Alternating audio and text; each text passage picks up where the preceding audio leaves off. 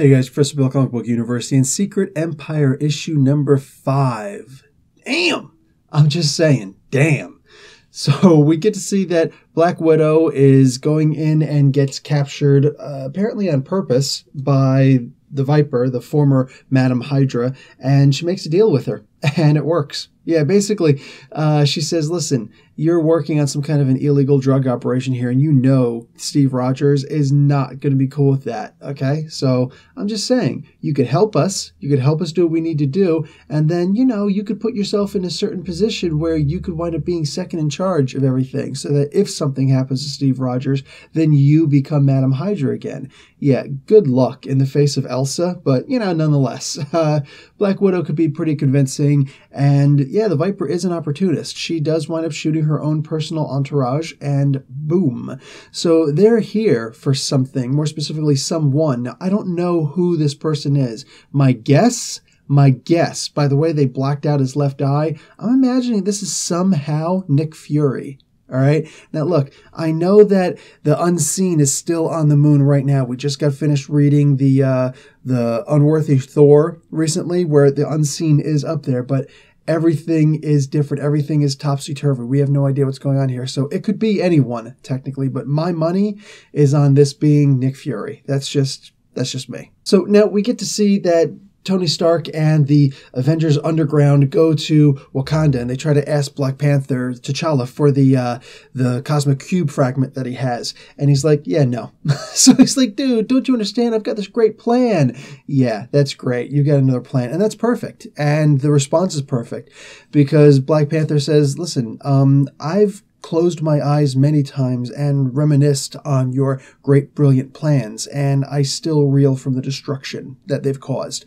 So, yeah, Tony Stark, man, I'm telling you, biggest egomaniac on the face of the planet, that he would think that he could somehow fix everything. And I know a lot of people are like, wait, but what about Dr. Doom? Well, two things. One, Dr. Doom isn't an egomaniac, he's a megalomaniac. There's a difference. However slight you may consider it, there is actually a very considerable difference. Two, let's be realistic, okay? At least Dr. Doom eventually became a good guy.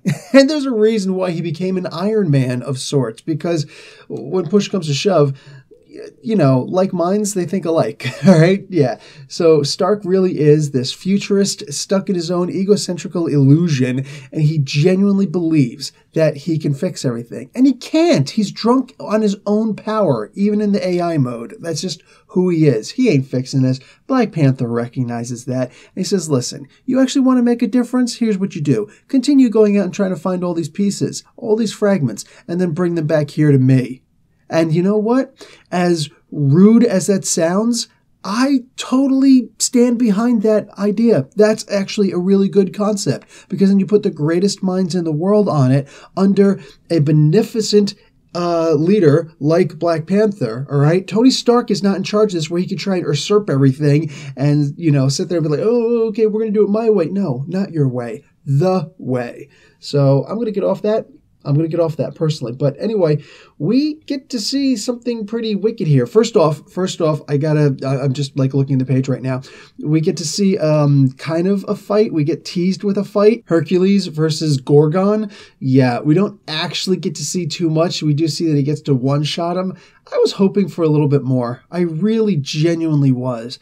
But whatever. It's still pretty good. But the cool thing here is that we get to see Shang-Chi joins, and that alone, that's worth it. Anyway, guys, so eventually we get to see that, holy crap, man, we do have a traitor. We have a traitor. And that traitor is Mockingbird. Yeah, I'm not cool with that at all. But dude, this is actually pretty impressive. This is really, really pretty impressive here. We do also get to see that the White Queen is kind of going up against Captain America here also, because she's sending out her agents to collect fragments of the Cosmic Cube too. She's actually the one who stole the one from Madripoor from Shang-Chi directly. So interesting.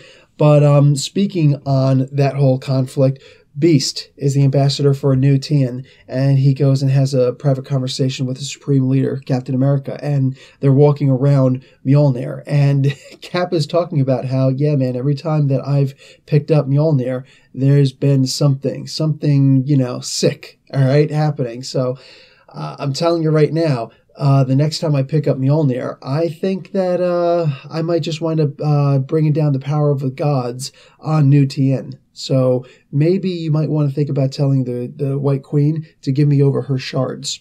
Yeah, he's basically indicating shards. So he knows that she has a shard. He's pretty sure she has more than one. And she does. She does.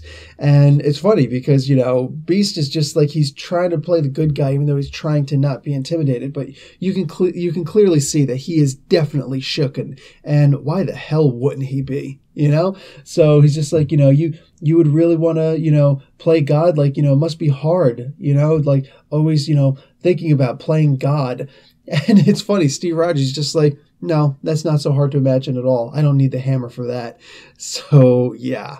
We get to see also a little bit more about all of the Avengers who are on his side. We get to see that Chthon, how he took over the Scarlet Witch, but the fact that he did take over the Scarlet Witch. I still want to know how he did it.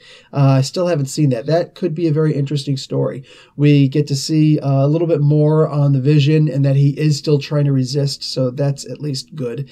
We also get to see a little bit more about Thor. Now, realistically, they didn't give us anything about Thor that I'm imagining every single one of us didn't already guess. I mean, this isn't too hard to imagine. Thor has always seen Captain America Steve Rogers as the only mortal he would ever follow. And he's following him now, even though he's like praying to Odin in this, which is really good. Like, this almost reminds me of like the Last Temptation of Christ kind of thing, like to bring religion into a Norse mythology, whatever. I'm doing it. All right. I'm going there. This actually reminds me literally of like Christ and the three temptations of Satan, what I'm saying, in the Bible. Believe in it, don't believe in it, I really couldn't care less. It's just good reading.